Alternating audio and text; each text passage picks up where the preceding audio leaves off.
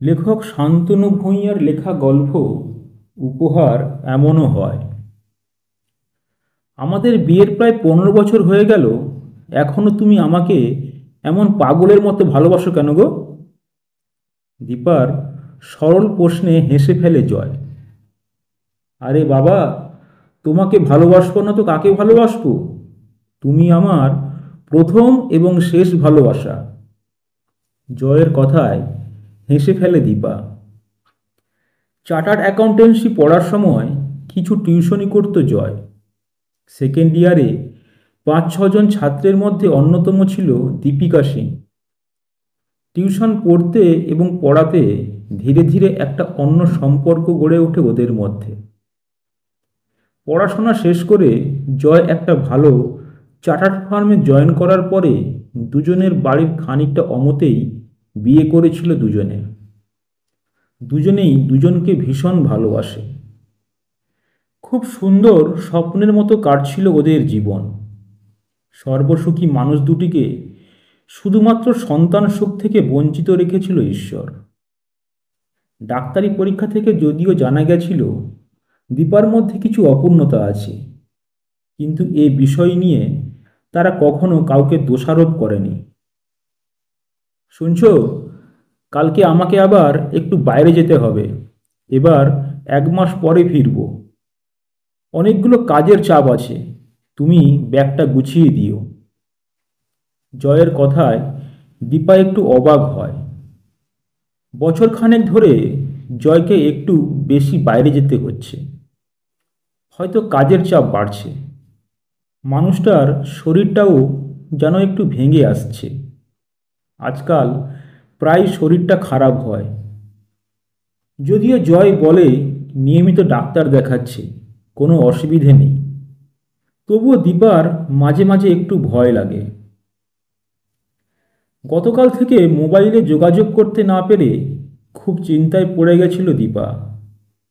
আজ জয়ের চার্টার্ড ফার্মের মুম্বাই ব্রাঞ্চ থেকে খবর পাঠিয়েছে জয় আর নেই। আজ সকালে 5টা নাগাদ জয় মারা গেছে। ওই ব্রাঞ্চের কলিগরাই কফিনবন্দি জয়কে নিয়ে আসে সন্ধ্যাবেলা। একজন ভদ্রমহিলা কয়েক মাসের একটি শিশুকে নিয়েই মুম্বাই থেকেই ওদের সঙ্গে এসেছিল। দীপা তাকে দেখলেও সেই মুহূর্তে তার সঙ্গে কথা বলার কোনো সুযোগ বা অবকাশ ছিল না। তার শুধু বারবার ঈশ্বরকে বলতে ইচ্ছা করছিল, এ কোন উপহার দিল ভগবান।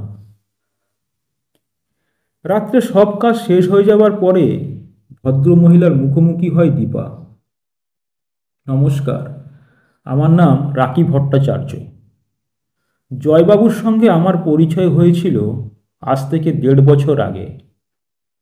আপনাদের কোনো সন্তান নেই, আর আপনি মুখে কিছু না বললেও প্রচণ্ডভাবে একটি সন্তান চাইছিলেন, তা জয়বাবু মনে মনে অনুভব করতেন। স্যারের নিজেরও মনে মনে একটি সন্তানের আকুতি কাজ করত। আমি মুম্বাইতে স্যারোগেটেড মাদারের কাজ করি। একটি নার্সিংহোমের কাছ থেকে জয়বাবু আমার খবর পেয়ে খানিকটা ঝোঁকের মাথায় সন্তানের জন্য এই পথ অবলম্বন করেছিলেন। সব কিছু ঠিক চলছিল। গত 5 মাস আগে আমি একটি পুত্র সন্তানের জন্ম দিই।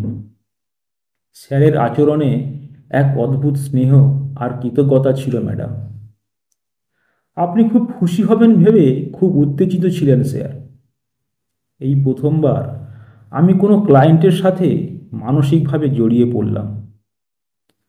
4 মাস আগে জয়বাবুর ব্লাড ক্যান্সার ধরা পড়ে। মুম্বাইতে নিয়মিত ট্রিটমেন্ট করাচ্ছিলেন, কিছুটা সুস্থও হয়েছিলেন, কিন্তু গত সপ্তাহে হঠাৎ করে শরীর খুব খারাপ হয়। আপনাকে কিছুতেই উনি জানাতে পারেননি শরীর খারাপের কথা। বড্ড ভালোবাসতেন আপনাকে। আর 3 দিন পরে আপনার জন্মদিন। সেই দিন তিনি তার ছেলেকে উপহার দিতে চেয়েছিলেন আপনাকে, কিন্তু উনি পারেননি। শেষ মুহূর্তে আমাকে অনুরোধ করেছিলেন আপনাকে সব কথা জানিয়ে আপনার হাতে এই পুত্র সন্তান উপহার তুলে দেওয়ার জন্য। ঈশ্বর আপনাদের ভালো রাখুন।